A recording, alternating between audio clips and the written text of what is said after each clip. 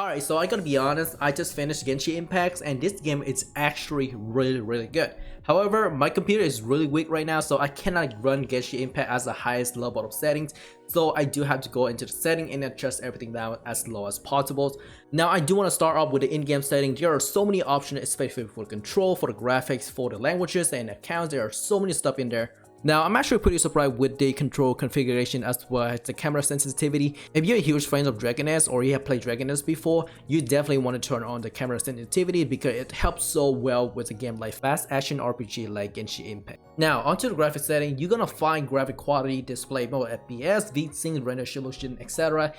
For the graphics settings and graphic quality, in my opinion, if you have a really bad computer or you don't have a really good computer, go for the low setting and set it at the 1280 x 720 window modes. This way, your game gonna run really smooth with 60 FPS. As for the render solutions, keep it at 8.0 compared to 1.1 or above.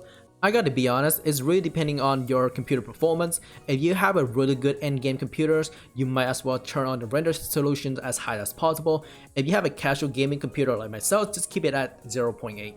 Now here comes the juiciest part. You can actually change the game language from Vietnamese, English, Chinese, Japanese, Korean, and Portuguese. That is really good, even French as well. Look at this, I actually changed to Chinese and I don't know what I'm reading. But you can also change the voiceover from Japanese, English, and Korean. I also test out all the languages for voiceover and I find Japanese really good because I'm used to watching the Japanese anime with English subtitles, but that's just me. I don't know about you guys, maybe you guys prefer all the voiceover languages, but for me it's Japanese all the way. Now the combat system feels very satisfying and feels very like Dragon Nest at the same time because you have to move your screen around, use your left click for basic attack. Now each character does have 2 skills. Each skill have different interactions. For example, like this one, you have elemental skill and elemental burst. What elemental burst does is actually like an ultimate skill, which is really nice. You can fill it up over time and it does amazing amount of damage. I also want to point out the main character first skills. It felt like Mega Man burst charge because what you do, you can hold on to it and you can release it and do the same amount of damage.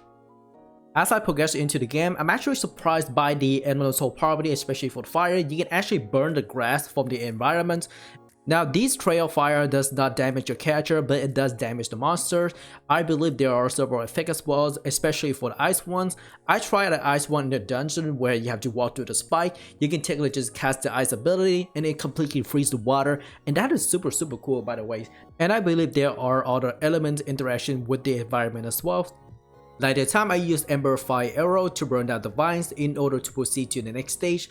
I also used the Fire Arrow to burn down the vine to unlock the chest as well. There is also an open world puzzle where you have to use different catcher, especially like this one right here. So I have to use the fire skill to light fire totems, and then for the lighting totem I have to use another character and swap over and use the lighting ability in order to interact with the lighting totem. Unfortunately, I don't have an ice catcher at that time, so I was not be able to solve the puzzle. You can actually get more character in this game by doing gacha. I'm actually got a really good character named Fish Ghost from the gacha, and I also got the bow weapon for her. And also she is super adorable, just look at her. Also, I'm not gonna bother to reroll to be honest because some people told me it actually took like 17 up to 26 minutes to reroll, so that is a long time to reroll. And the chance of getting a 5-star equipment as well as a 5-star catchers is gonna be like 0.6%. So that is not worth it. Unless you have a lot of time in your hands, go for it. The teleport interaction is actually really nice for travel because all you have to do is find the teleports for each map and interact with it, and it'll pull up the world map for you and you have the option to choose where you want to teleport it.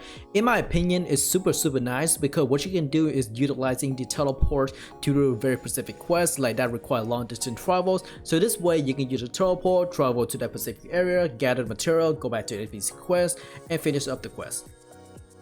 Also, this game does use stamina for physical activities, for example like swimming, running, and climbing. So technically it's very similar to Dark Souls where you use stamina to very specific tasks like running and then just trying to swing for attack. However, that is not a problem as long as you know how to manage your stamina. Also, you can gain more stamina by offering specific material to the statue, so that is pretty good. Now this material can be found in the open world, so take your time in finding them. Alright, I'm gonna drop like a 30 seconds all the way to a 1 minute to talk about storyline. The Genshin Impact storyline, cinematic, everything about it, it's super good. The setting, the lighting, the background, the character itself, they are so perfect together. In my opinions, I spend a lot of time reading the subtitle with a Japanese voiceover, but even for the English one, I will still spend all my time reading the subtitle. Alright, I actually had a lot of fun with the storyline respawn options where they give you 2 different options depending on the situations. This is really fun because I spent a few minutes thinking about it. Okay, should I choose the first one or should I choose the second one? And sometimes these NPC will respond differently based on the option that you choose for the story mode. Now, when it comes to cooking, I enjoy cooking system in this game. Like, it felt like Rune Factory all over again. Because what you do, you have to run around the world map, you have to find the ingredients. Sometimes you have to kill an animal like ducks, wild boar in order to obtain the meat. And then once you got all the material or the ingredient, you have to find a pot and you have to let the pot on fires with a fire skill, and then you can start cooking. That is super cool because it gives the players a reason why they should go into the open world to find the ingredients and then use them to their own convenience. In my opinion, this is so good because I don't see many games does this. Even for Tree of Savior, I play Tree of Savior, we actually have an alchemist system where you use making potion and all the stuff. You don't go to an open world and actually grab the material. You have to buy it from the market, you get it from the dungeon, etc. Not to mention the fact that we do have a cooking system in Tree of Savior, but you cook it with the materials and ingredient you bought it from the NPC. That is boring. Tree of Savior does have an open world, but it's multiple instant. The open world interactions also affects based on the physical objects. So for example, a physical object like a door, you can open door to door for the mansion. Like for example, what you can see here, I actually go into the library and I actually go around and interact with the objects. That is super cool. You can sit down, you can climb over stuff, you can go to the libraries, finding books. Yes, there are many books in the library, but that is not the point. The point is that there are so many physical interaction in this game. Let me ask you, what is the last time you actually interact with an object like a chair, maybe like a door in a video game? Probably a few times, but those are not open world. Those are instant to instant. For example, Tree of Savior have a housing system where you interact with your furniture and that's it. You have to go there, you have to teleport to go to that instant and interact with the furniture. Even for Black Desert as well, you have your own housing system and you can interact with your furniture. That's just it. But for this game, it's all open world. Well folks, that is pretty much for all this video. Thank you very much for watching. I hope you all enjoyed these videos as much as I do. Now I know this video is a little bit short, but I do want to give my first impressions for Genshin Impact as much as possible. However, everybody had their own point of views and different opinion about Genshin Impact, and I do like to hear it from you guys. Do you guys manage to get a 5-star catcher? Do you guys manage to get a 5-star weapon? Or what do you guys think about this game? I would like to hear from you guys. Leave a comment down below and let me know what you guys think. This is Sam G once again, and we'll see you all in the next videos. Later!